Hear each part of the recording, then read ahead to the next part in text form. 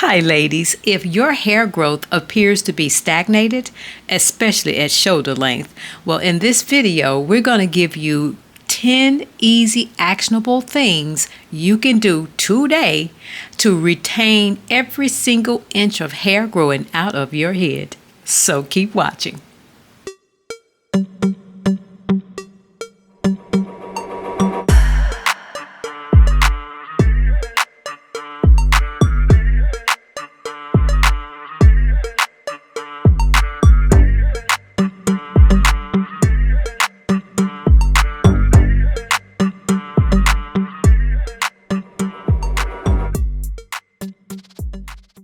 Hello and welcome to the channel. I'm Trina Claiborne, your 4C hair transformation coach, and I am so glad you're here because, honey, we're about to learn how to retain every single inch of hair growing out of your head. Why? Because you and I both know that your hair is always growing, right? But we just need to learn how to keep those inches. And so while I am rehydrating my hair in this video, I want to give you a disclaimer. I am listening to my favorite biblical pastor, and sometimes he cracks a joke and I can't help myself. Okay, so just overlook that because I got 10 simple steps to help you to retain every single inch, and you might want to replay this video often as a refresher. So let's get into it. Number one tip. Give special attention to your ends, and there's two things to remember. You want to keep them trimmed to prevent split ends because they will travel up the shaft of your hair, causing major breakage. And the second thing about your end, you want to apply extra hydration, moisture, and sealer more frequently than your entire hair shaft because they tend to dry out the most and they are the most vulnerable parts of your hair. Okay, tip number 2, avoid frictions on your end, especially if you're shoulder length. Why? Because when you're wearing your hair down and it's touching your shoulders. Now, of course, I know you want to show off those inches, and girl, I get it. But when you do, you might want to wear a silk or satin top or just bare shoulders when you're wearing your hair down for an extended time. And then the second thing about friction, you don't want to go to bed without a silk or satin bonnet or silk or satin pillow. I think that's a given, right? Now, the third tip, you want to decrease hair manipulation, and there's 3 things to remember about that. You want to avoid restyling your hair too frequently between wash days. And the second thing, you want to learn how to finger detangle. I mean, you need to become a finger detangling ninja, right? Now, if you haven't seen my video showing you step by step on how to finger detangle, I'll put a link to that in the description box. And the third thing about decreasing the manipulation of your hair, you want to use detangling tools sparingly, like maybe on just your wash days or before you do a silk press, right? So because once you become a finger detangling ninja, you're relying on tools decreases. Trust me on that. I had to learn that. Now here's the 4th tip. You want to learn your moisture cycle.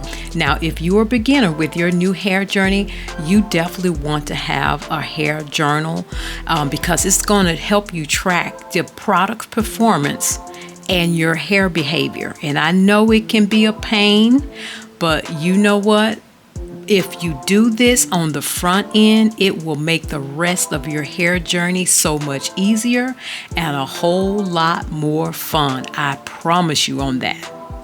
Now, the second thing about your moisture cycle, you want to stop applying oil, grease, and butters without hydration first, right? Because the sequence of your hydration is extremely important. Right? You want to hydrate, moisturize, then seal. And the third thing about your moisture cycle, here's a moisture hack. And I had to learn this when I went home because our family members are not that in tune to a hair journey. And I forgot my moisturizer. So just a hack, you can use a water-based lotion temporarily as a solution until you get, especially if you ran out of your moisturizer and you don't have anything, just use some lotion temporarily and that'll get you through that process until you can get the proper product. Okay? All right, now here's the 5th tip. You want to use shampoos and conditioners to help keep your hair in a pH balance level, which will help lay down the cuticles, which will decrease tangles, which will also prevent breakage. And you want to choose products with massive slip ingredients to avoid breakage when you're handling your hair on wash days. Now, we did talk about these ingredients in part 3 of the Moisture Masterclass series, so if you haven't seen that, links to those videos are also in the description box, right? So here are the types of ingredients you want to look for in your shampoos and conditioners. You want to look for silicones like dimethicones, fatty alcohols like acetyl alcohol, cationic polymers, natural oils like coconut oils, slippery elm bark and marshmallow roots, glycerin, gargum, which is a thickening agent that you can actually add to conditioners to increase the slip. Now here's the 6th tip. Hi ladies, it's wash day again and I wanted to share my updated results for the Polar Hair Dye Shampoo. It's been 67 days and 4 wash days later. Now in case you missed my initial video review, here's the flashback where my grays are mostly concentrated in the front. Fast forwarding to today, a few grays are emerging, but it's because of my skincare routine applied twice a day. I have got to learn how to avoid my hairline, but I digress.